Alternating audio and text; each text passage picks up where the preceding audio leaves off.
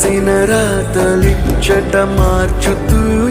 మార్చుతుంటే నేలపైన వింతలన్నీ నింగి కన్నుతో చూడరా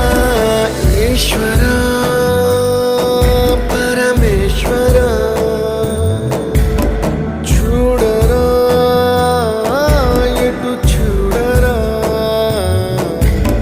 మసకబారిన కంటి పాపకి ముసుగు తీసే వెలుగులాగా కాలమడిగిన కఠిన ప్రశ్నకు బదులు